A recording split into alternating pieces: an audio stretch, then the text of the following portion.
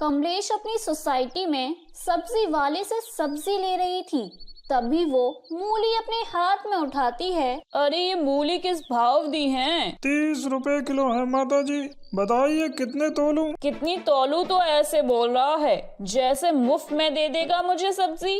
अरे थोड़ा ठीक दाम लगा, 2 किलो ले लूंगी। अरे 2 किलो मूली? कमलेश इतनी मूली का क्या अचार डालेगी? अरे अचार डालने में तो बड़ी मेहनत लगती है शकुंतला। मैं तो मूली के पराठे बनवाऊंगी बहू से।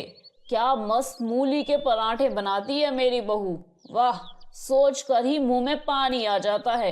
कभी आना, खिलाऊंगी तुझे भी मूली के पराठे। अरे आ तो जाएंगे, पर तू अपना देख, मूली के पराठे बनवा कर खाएगी, फिर उन्हीं स्वादिष्ट मूली के पराठे खाकर बदबूदार गोले भी छोड़ेगी। अरे गैस बनती है मूली के पराठों से।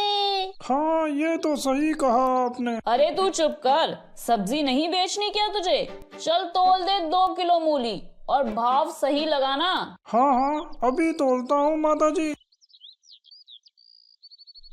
कमलेश मूली लेकर घर जाती है और जाते ही अपनी बहू गोपी को आवाज लगाती है। बहू, ओ गोपी बहू, कहाँ हो? जल्दी आना। जी मम्मी जी कहिए। बहू मूली ले आई हूँ मैं, जरा इन्हें घिस कर पराठे तो बना दे। पर मम्मी जी अभी तो आपने खाना खाया था, फिर से मूली के पराठे कौन से पेट में खाएंगी? अरे 2 घंटे हो गए हैं खाना खाए मुझे। तू मूली के पराठे बना देना, मेरा बड़ा मन कर रहा है। ठीक है मम्मी जी, आप कह रही हैं तो मैं बना देती हूँ, लेकिन ज्यादा नहीं बनाऊंगी। अरे तू बना तो सही, और हाँ अजवाइन डालकर बनाना, साथ में पुदीने की चटनी भी। गोपी रसोई में मेहनत करके सास के लिए मूली के पराठे तैयार कर देती है। कुछ ही देर में उसे खाने के लिए देती है, तभी उसके ससुर गोपाल जी भी वहाँ आ जाते हैं। क्या बात है, इस समय कौन से पराठे खाए जा रहे हैं? हाँ हाँ, आपको भी मेरे खाने के समय ही टपकना होता है। अब आ गए हैं तो मेरे खाने पर नजर मत डगडगाइएगा। हाँ ला बहू, तू पराठे ला। फिर मूली के पराठे? बहू तुझे पता है ना, तेरी सास को मूली के पराठे हजम नहीं होते हैं। अब मैं क्या करूं पापा जी? मम्मी जी 2 किलो मूली उठा कर ले आई और मुझे पराठे बनाने का फरमान सुना दिया। अब मैं इनकी सुनूं तो दिक्कत, ना सुनूं तो दिक्कत। आप शांत हो जाइए ना, मेरा हाजमा बिल्कुल ठीक है और बहू से पराठों में अजवाइन डलवाया है मैंने, इसलिए चुप करें आप और मुझे खाना खाने दीजिए। कमलेश दोनों को चुप कराकर मूली के पराठे खाने लगती है और कुछ ही देर में 6 पराठे खाकर एक डकार लेती है। वाह जी वाह, आज तो मजा ही आ गया। मूली के पराठों की बात ही अलग है। गोपी की सास को मूली के पराठे बड़े पसंद थे। वो हर 2 दिन बाद बाजार से मूली ले आती और बहू को पराठे बनाने का फरमान सुना दिया करती।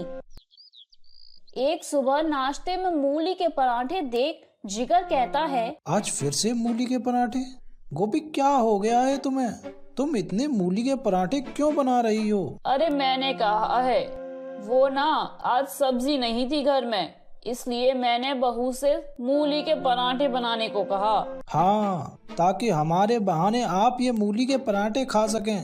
माँ, ये आपकी सेहत के लिए सही नहीं है। अरे बेटा, तो मैं कौन सा ठूस ठूस के खा रही हूँ, 6-7 पराठे ही तो खाती हूँ। 6 से 7 कम होते हैं भाग्यवान, खुद तो खा रही हो, साथ में हमें भी खिला रही हो। ओहो, अब बन गया है तो खा लो ना। खाने के समय कितनी झिकझिक करते हो सब लोग। सभी को वो मूली के पराठे खाने पड़ते हैं। कुछ ही देर में मूली के पराठे अपना कमाल दिखाते हैं और कमलेश के पेट में गैस बनने लगती है।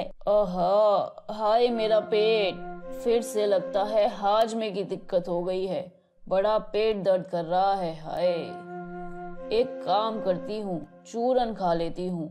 कहाँ रखा है चूरन? अब कमलेश पेट पकड़े चूरन लेने के लिए कमरे की तरफ जा ही रही थी, तभी वो एक बदबूदार पात छोड़ देती है, जिसकी बदबू से वहाँ से गुजर रही उसकी बहू गोपी नाक बंद कर लेती है। हाय हाय, इतनी गंदी बदबू कहाँ से आ रही है? अब हाँ बहू, बहुत गंदी बदबू आ रही है।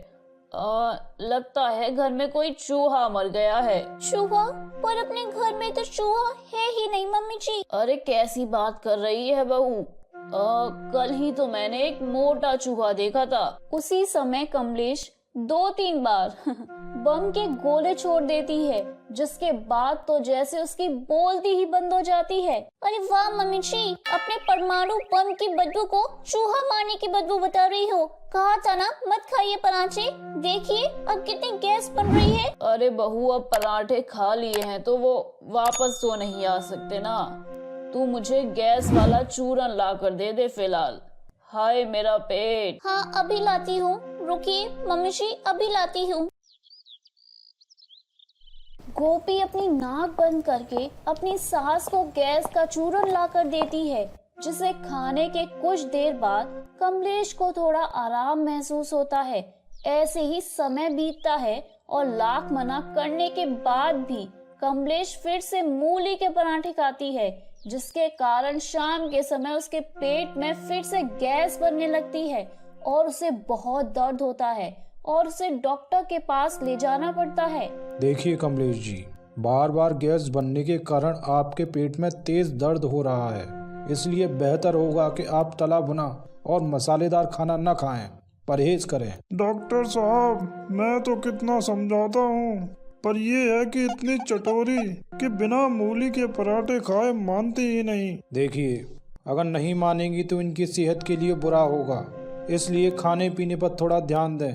महीने 2 महीने में एक बार ठीक है, लेकिन उससे ज्यादा नहीं। अब डॉक्टर के समझाने के बाद कमलेश कुछ दिन तक तो परहेज रखती है, लेकिन भला कब तक उसकी चटोरी जुबान रुकने वाली थी।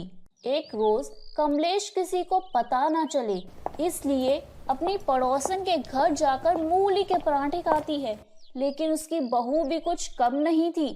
वो खिड़की से सब देख लेती है और जाकर अपने ससुर को बता देती है। बहू, तेरी सास ऐसे नहीं सुधरने वाली, इसका इलाज तो अब मुझे ही करना पड़ेगा। पर वो कैसे पापा जी?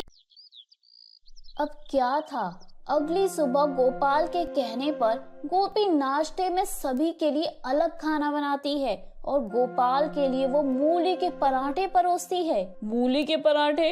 अरे बहू, तू इन्हें क्यों परोस रही है? क्यों, सिर्फ तुम ही मूली के पराठे खा सकती हो, मैं नहीं? अब से मैं रोज मूली के पराठे ही खाऊंगा। ये आप क्या कह रहे हैं? वही जो तुम सुन रही हो। लेकिन पापा, ये आपके लिए नुकसानदायक है। वैसे भी आपके हर्ट की दवाई चल रही है। अरे तो क्या हुआ, दवाइयाँ तो चलती रहती हैं, अब खाना थोड़ी ना छोड़ दूंगा। गोपाल की बात सुनकर सभी दंग रह जाते हैं। अब गोपाल रोज नाश्ते में मूली के पराठे खाता, जिससे उसे भी गैस की समस्या हो जाती और दिन भर घर में गैस के गोलों का विस्फोट होता रहता और अक्सर उसके पेट में दर्द रहता। अपने पति की ये हालत कमलेश से देखी नहीं जाती। अरे बस कीजिए आप, मेरे चक्कर में आप क्यों अपनी सेहत से खिलवाड़ कर रहे हैं? मैं वादा करती हूँ, नहीं खाऊंगी मूली के पराठे, छोड़ दूंगी बस। देख लीजिए मम्मी जी, जो वादा किया है निभाना पड़ेगा। हाँ मम्मी, अब कोई बहाना नहीं चलेगा। अरे कह तो रही हूँ, छोड़ दूंगी मूली के पराठे खाना और अपनी सेहत पर ध्यान दूंगी बस। उसकी ये बात सुनकर गोपाल को चैन आता और उसके बाद से कमलेश अपना वादा निभाते हुए सच में मूली के पराठे खाना छोड़ देती है। तो मेरे प्यारे दोस्तों, कैसी लगी आपको मेरी ये कहानी? मुझे कमेंट करके जरूर बताएं और अपने दोस्तों के साथ शेयर करें। अगर आपने मेरे चैनल को अभी तक सब्सक्राइब नहीं किया है तो नीचे वाले बेल आइकन को दबाकर सब्सक्राइब कर लें। तो मिलती हूँ मैं आप सभी से फिर एक नई कहानी के साथ। तब तक आप अपना ध्यान रखिए। बाय बाय दोस्तों।